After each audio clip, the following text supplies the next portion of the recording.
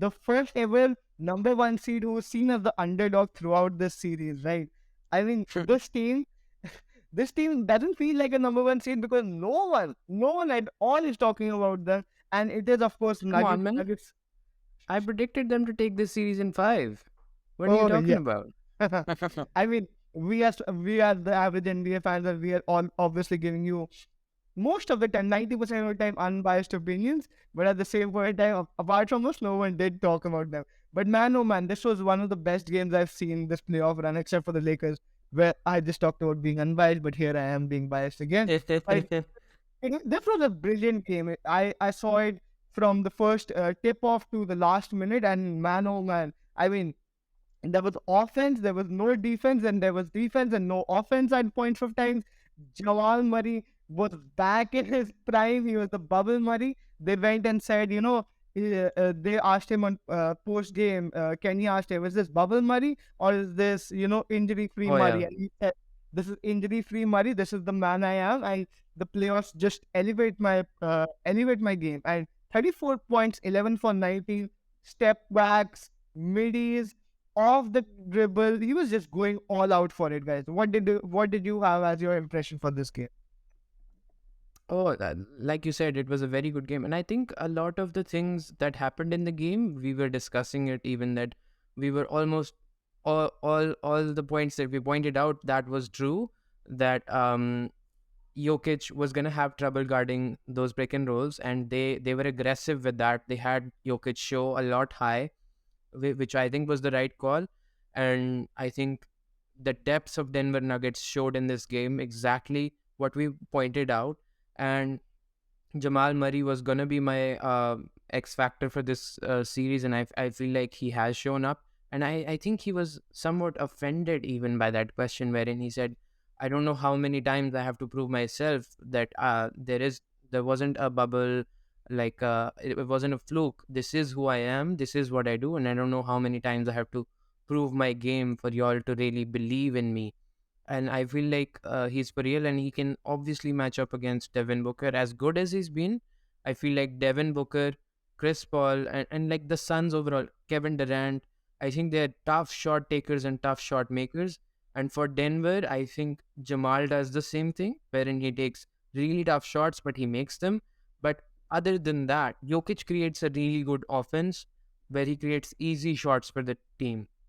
And I feel like over the course of 7 games, it's that team that gets easy offense will always trump those tough shots and that tough individual talent. And I It's think that's my takeaway.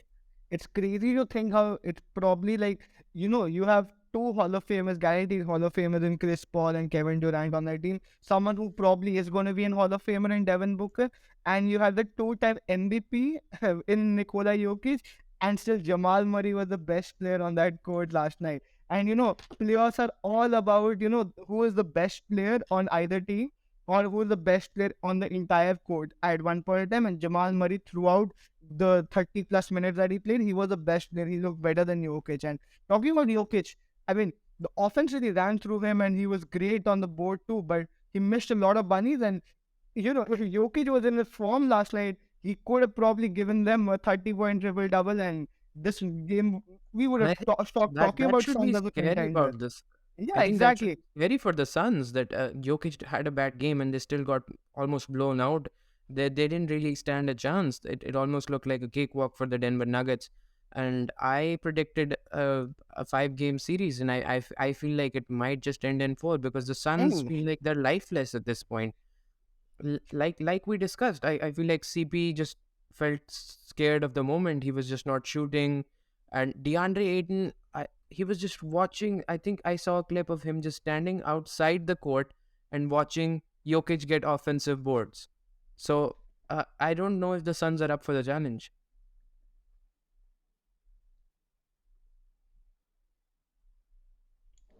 right. And I mean, we were discussing about that, right?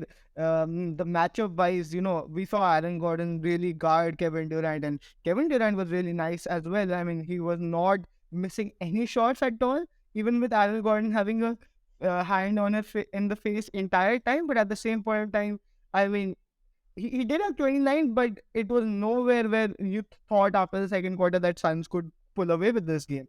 And then KCP just guarded Devin Booker with his life, man. He did not let Devin Booker take any middies. He had to go to the basket, and obviously Jokic not the best defender in the league, but I mean 8 free throws, and he did manage to take down the Devin Booker to keep Devin Booker to 26, a man who's been averaging 37 points in that last playoff series. And I would say the Clippers have a overall better defense, even without, I mean, Kawhi and PG. They have a overall better defense than Nuggets at certain points of time, right? Um, Apart from that, I mean, we were talking about drop coverage, right? Like, Jokic is always going to play drop on these midi maestros, but after the while, I mean, Chris Paul, he was dead, man. He did not want to shoot at all. He was scared to shoot. I don't know. After that 4-3 he took in the third quarter, I did not see him take another midi. And I have to say this, DeAndre Ayton needs to step up his game. I saw multiple positions, KCP, Jamal Murray, even Michael Porter Jr., who is, I mean, he is a big man. He's lanky as hell. But he's a mismatch for DeAndre Ayton. At least he should be a mismatch for DeAndre Ayton. And I mean, I did not see him score a single point on any of these three defenders. And he was just trying to back them down and just giving up the ball and getting it stolen from him. Do you think I mean, that it has something to do with how the Suns run their offense and they don't like to generate a lot of shots for DeAndre Ayton? For At sure. least in this series, I feel like DeAndre Ayton should be their mismatch, and that's how they should run through their offense. Wherein get Jokic into foul trouble maybe, or when they switch, just expose that matchup. I think they have to go through Ayton a lot in the series, and Ayton might have to step up big. I think the issue is a bit 50-50, wherein the Suns don't trust him enough, and then when they do, sometimes Ayton doesn't show. For sure. And I think the biggest thing is that there shouldn't be a moment where Jokic is not on the field and you are losing the game. I mean, you're losing that non-Jokic minutes. There shouldn't be a time in this playoff series, because if you are, you're definitely losing the playoff series. And there shouldn't be a time where Jokic is not on the field and DeAndre Ayton is also not there, because that is the only time when he's probably going to get the best mismatches, because Jeff Green is not defending anything. Thomas Bryant is not getting minutes. Christian Braun, I mean, I am really impressed by Christian Braun. I mean, he defended KD on a lot of possessions and all, but I mean, he is a mismatch at the end of the day, right? And that's a problem with DeAndre Ayton in that Suns offense, right? That they want him to play that Mitchell Robinson role where go get your own rebound and go get your own shot. He's not getting post touches. He wants touches around the mid-range spot, which doesn't make sense because you have like four of the best mid-range shooters ever, according to I think numbers. that's somewhat of a team makeup problem wherein they Yeah. have a lot of mid-range people and then DeAndre Ayton, so there's not enough for everybody because the offense gets so clogged together that it's easier to defend. And I feel like the Nuggets bench and then the Nuggets depth overall just showed. The Suns had problems with their bench, just with the Clippers team that was so short-handed that they didn't have their two main guys even. They had the bench problem in that series. They're gonna have problems with this Nuggets bench. This is the deepest team that I know in this playoffs. I mean, yeah, It's not even absolutely. about I think so. That showed in the matchup that was there as well. I mean, it would take a lot of performance from KD and CP3 and Devin Booker. I think so. It would take them 35 points each if they really need to show. I mean, talking about DeAndre Ayton, we were expecting a better matchup against Nikola Jokic, but Nikola Jokic not having a good game still outclassed DeAndre Ayton in this particular. And I think so. It's not about the Nuggets to blame. I think so. It's how, like Rudran said, how they're running their offense currently, and that is the problem with Suns. I mean, we see a lot of players contributing on the Nuggets team. We are saying the bench contribution to be a bit much better.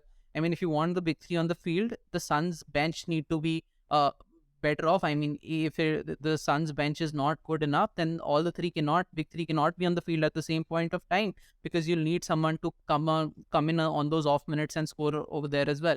But I think so. Like Rudran said, bench is way, way, way strong. I mean, talking about Jokic. Jokic was beautiful in the first 11 minutes. He had a double double, and he still did not have a good game.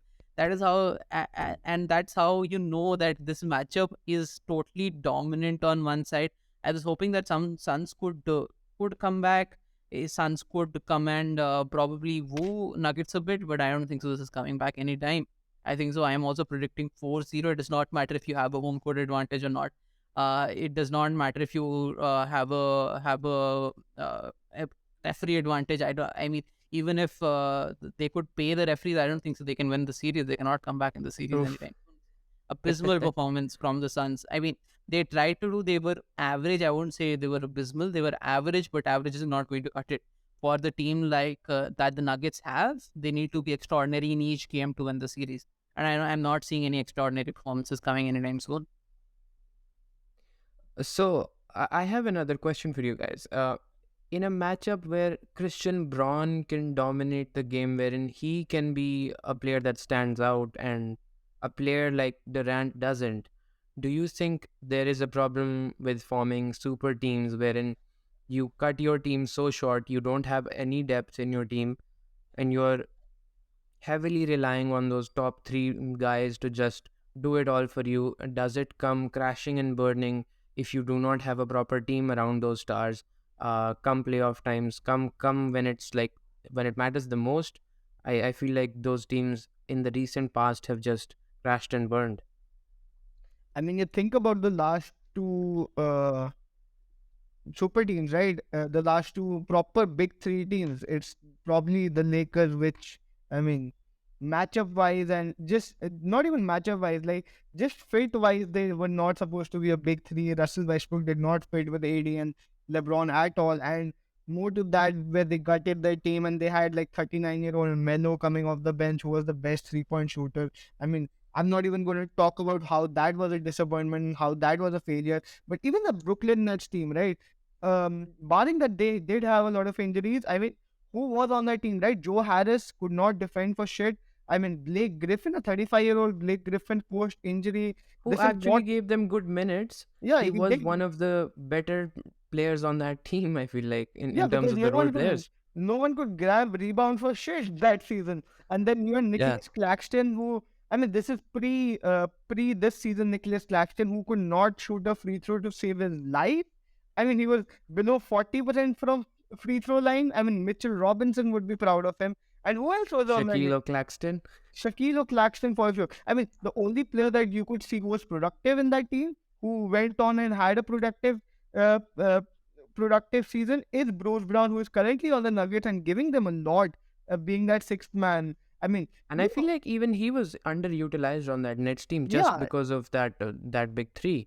and they just wanted him to do the dirty work, and I mean, Bruce Brown is happy to do that. But more than anything, I think the biggest thing about big threes and even this Nuggets team is that, the Nuggets team, the bench is nothing superior. It's not like, you have a Jordan Poole of the bench who can give you a quick 20 anytime when he wants to. But it's like, these players And really I fit think together. there's a similarity in the Suns wherein they're heavily relying on their big three, and they might just be underutilizing Aiton, and they might not be seeing that matchup where he has an advantage. Exactly. And, we saw throughout the last series. I mean, KD and Devin Booker were giving them the buckets, and that's why they won for sure. But even a game where, like in this game, where there was no defense and KD was still hitting his shots, and I mean, Devin Booker was still efficient from the field, but they didn't give him 30. Neither of them gave them 30, and they were lost by 18 points. And out of that, I mean, 5 of the last 7 points that the Suns scored were garbage time minutes. They were down by 20 at all times of the game after the third quarter. So, Exactly. It looked like they didn't have any life, and it was just they didn't have that fight in them. yeah, I mean, I can give them a lot of things, right? Like probably Josh Ogogie. I mean, Josh Ogogie took 1 3, and so did Torrey Craig took 2 3. So I'm not expecting a lot from that bench anyway. But at the point of the Nuggets, I mean, I'm expecting a better game from Jokic. I'm expecting more shots from Michael Porter Jr., who was 5 for 9. I mean, he was not needed in that game. He just played defense. I mean, he went off in the first quarter when Jokic got off. He took a step back three in DeAndre Ayton's face. He took a pull up lady in DeAndre Ayton's face, switched both of them. And after that, I saw him take a shot in the fourth quarter. And he was not needed in that game per se. He did not need the touches. He did not need those short attempts. And I'm expecting that he can probably go like 4 for 7 from the 3-point line and get a cool 20 point. And that's a better game from him. I'm expecting probably Bruce Brown was 7 for 11. I'm not expecting any more from him. But Jeff Green was 1 for 5 from the field. I can expect at least 2 for 5 from him. And see, there are a lot of improvements that I can see in that Nuggets team. But at the same point, then there is not a lot of improvements except for probably Booker and Durant that I see from the Suns team. And I'm not even going to put DeAndre Ayton in that conversation because I am not expecting anything else from him anymore. So. So, in a blowout win for the Nuggets, you feel like the Nuggets could have played way better, and the Suns have not much to improve on. What are your series predictions going forward? I mean, Rudransh and I pretty much had the same prediction, and we both thought that was a hot take, right? And I'm sticking by that prediction. I mean, I'll give them one. I give the Suns one, but I'm sticking with Nuggets in 4. Yeah, I think for me it's probably the same. At most, the Suns probably get one wherein they get super hot and the Nuggets just can't buy a bucket. But other than that, I feel like the Nuggets are manhandling them, and they just, I think they're just, it's too easy of a matchup for them, wherein it's they're just going through them, not much of a problem, and the Suns don't seem to have a fight in them. Right, absolutely. Talking about my particular predictions, I don't think so. Suns are coming back into this series anytime soon. I think so. It's pretty much done for Nuggets in 4. It's a hot take. I'm not even Oh, considering Suns to get one. I think only if we have Devin Booker and KD both scoring over 35 points, which I don't think so is happening anytime soon because they are two big players won't be able to share as much offensive on that team. I mean that would be rare if that happens, right? And that I don't think so that rare chances happening with Nikola Jokic on that particular defense. So that I'm not giving them even one game, guys. I'm saying Nuggets in 4.